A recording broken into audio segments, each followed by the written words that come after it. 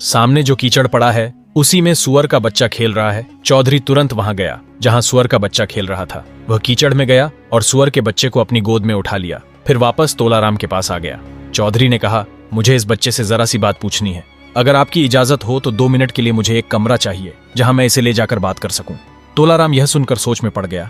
ये कैसी बात पूछना चाहता है? कहीं चौधरी पागल तो नहीं हो गया? लेकिन फिर उसने सोचा, चलो पूछने दो, हमारा क्या जाता है। फिर तोलाराम ने कहा, ठीक है, अंदर एक कमरा है, तुम और यह सुअर का बच्चा अंदर जाकर बात कर लो। तभी चौधरी सुअर के बच्चे को गोद में लेकर कमरे के अंदर चला गया और अंदर पहुंचते ही दरवाजा बंद कर दिया। फिर उसने सुअर के बच्चे को कहा, सुनो, मुझे राजा के पुत्र ने भेजा है, मेरी बात का जवाब दो। तब सुअर के बच्चे ने कहा, बोलो चौधरी, तुम्हारा क्या सवाल है? चौधरी ने पूछा, मेरे घर पर 20 सालों से एक ब्राह्मण आता है, मैं उसे रोज 2 रोटी का आटा देता हूँ। अगर मैं उसे आटा देता हूँ तो मुझे क्या पुण्य मिलेगा, और अगर मैं देना बंद कर दूं तो मुझे क्या पाप लगेगा? तब सुअर के बच्चे ने कहा, सुनो चौधरी, जब तुम भगवान से मिलने गए थे, रास्ते में तुम्हें पीपल के पेड़ के नीचे एक बूढ़ा आदमी और बूढ़ी मिले थे। उस बूढ़े ने मुझसे कहा था कि सामने से एक भूखा आदमी आ रहा है, अगर तुम एक रोटी उसे दे दोगे तो मैं भी अपनी एक रोटी उसे दे दूंगा, इससे उसकी भूख शांत हो जाएगी। लेकिन मैंने उस समय मना कर दिया।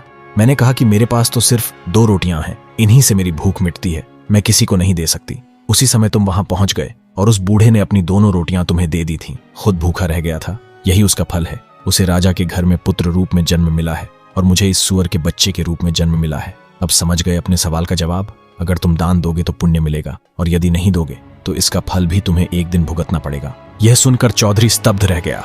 उसकी आंखें फटी की फटी रह गईं। उसी क्षण उसने सुअर के बच्चे को वहीं छोड़ दिया और जल्दी से वापस राजा के महल में लौट आया। राजा बहुत खुश हुए। उन्होंने चौधरी के गले में मोतियों की माला, सोने का मुकुट पहनाया और कहा, आज से तुम मेरे मंत्री हो। लेकिन चौधरी मुस्कुराकर बोला, महाराज, मुझे मंत्री नहीं बनना, मैं अपना साधारण जीवन ही जीना चाहता हूँ। तब राजा ने कहा, जैसा तुम्हारी इच्छा चौधरी, मंत्री बनो या ना बनो, लेकिन तुम्हें खुश करना हमारा कर्तव्य है। इस रहस्य का पता न राजा को था, न ब्राह्मण को और न ही चौधरी को। यह तो सिर्फ भगवान ही जानते थे। दोस्तों, ये कहानी यहीं समाप्त होती है। अगर आपको यह कहानी अच्छी लगी हो तो ज्यादा से ज्यादा शेयर करें, एक प्यारा सा कमेंट और लाइक करना मत भूलना। मिलते हैं अगली ऐसी ही जीवन बदल देने वाली कहानी के साथ।